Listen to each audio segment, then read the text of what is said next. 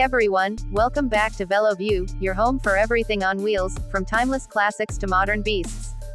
Today we're taking a deep dive into one of the most legendary cars ever built, a machine that defined American muscle and continues to stir emotions more than 5 decades later, the 1970 Ford Mustang. This car wasn't just transportation, it was a cultural symbol, a declaration of freedom and power, and a perfect reflection of the golden age of performance. From its aggressive looks to its thunderous engines and its unmistakable roar, the 1970 Mustang was, and still is, a masterpiece of style and strength. So sit back, because we're going on a nostalgic ride into the heart of this American icon. The 1970 Mustang came at a time when muscle cars ruled the roads and competition between automakers was fierce. Ford had already taken the world by storm with the original Mustang in 1964, but by 1970 the brand had refined the formula to near perfection. This year's model looked familiar yet sharper and bolder than ever. The design updates were subtle but meaningful. Gone were the quad headlights from the 1969 model, replaced with a cleaner dual headlight setup that gave the front end a more focused, aggressive expression. The grille was blacked out with a bold running horse emblem at the center, and the hood featured scoops that hinted at the power lurking beneath. The long hood and short rear deck proportions remained, giving the car that instantly recognizable Mustang silhouette, while the rear taillights were slightly recessed to add depth and visual drama. Whether you chose the fastback, the convertible, or the hardtop coupe, the 1970 Mustang looked like it was moving even when it was standing still.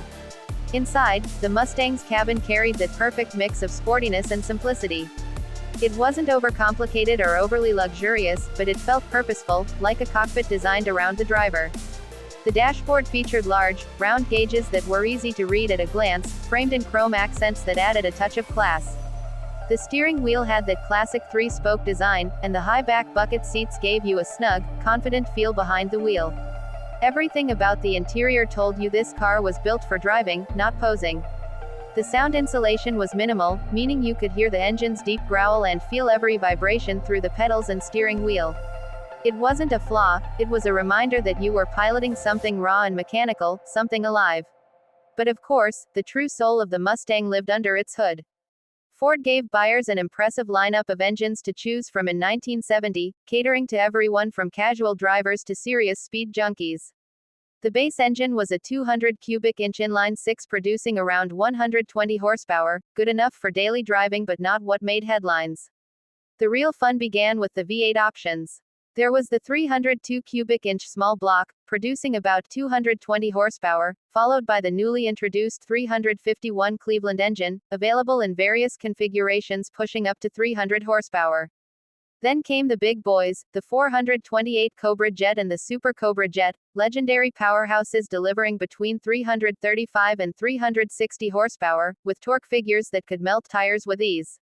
And standing above them all was the mighty Boss 429, a racing-bred monster built to meet NASCAR homologation rules. It was officially rated at 375 horsepower, but real-world numbers easily exceeded 400.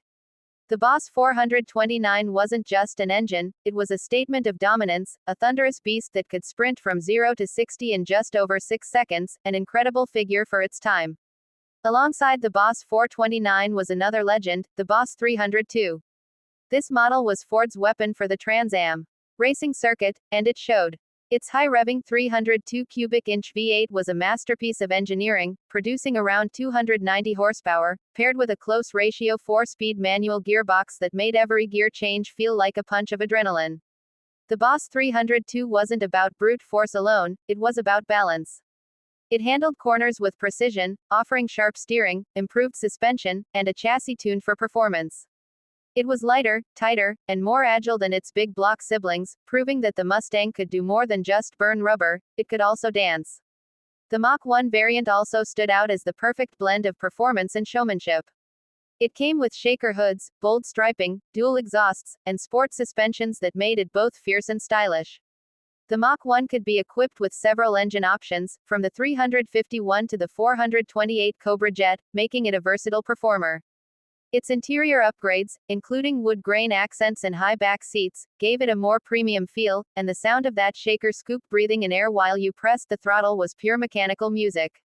Driving the 1970 Mustang was an experience that words can barely capture. The engine roared to life with a deep, throaty growl that sent shivers down your spine. The steering felt heavy but direct, demanding both attention and respect.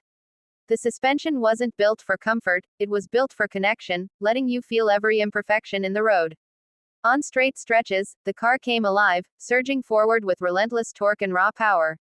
At full throttle, it felt like you were wrestling with a wild animal, a beautiful, ferocious beast that rewarded courage and punished hesitation.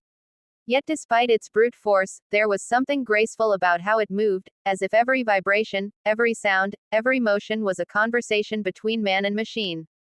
What makes the 1970 Mustang even more special today is its place in history.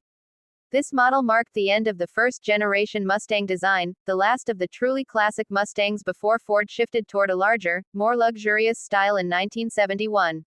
That makes the 1970 version a symbolic farewell to the pure, unfiltered era of American muscle. It represented the pinnacle of performance before emissions regulations, insurance rates, and the fuel crisis began to change the industry. It was the final roar before the silence.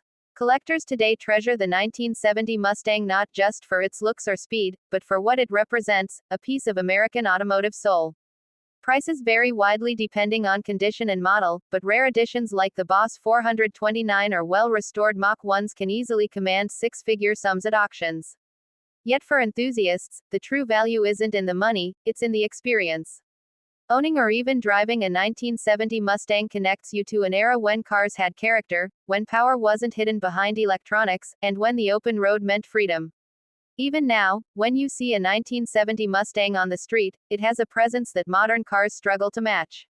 The rumble of its engine, the smell of unburned fuel, the sight of that long hood catching the sunlight, it all comes together like a living piece of art. It's not just a machine, it's a memory of what cars used to be and what driving used to feel like. So that's our deep dive into the 1970 Ford Mustang, a legend that continues to inspire generations of drivers and dreamers. It remains one of the most beloved and recognizable muscle cars ever built, a symbol of raw power, beauty, and freedom.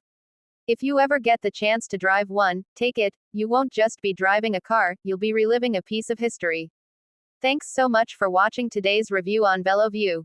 If you enjoyed this trip back in time and love learning about legendary machines like the 1970 Mustang, don't forget to hit that like button, share your thoughts in the comments, and most importantly, subscribe to VeloView for more detailed reviews, classic car stories, and pure automotive passion. Until next time, keep your engines roaring and your hearts racing.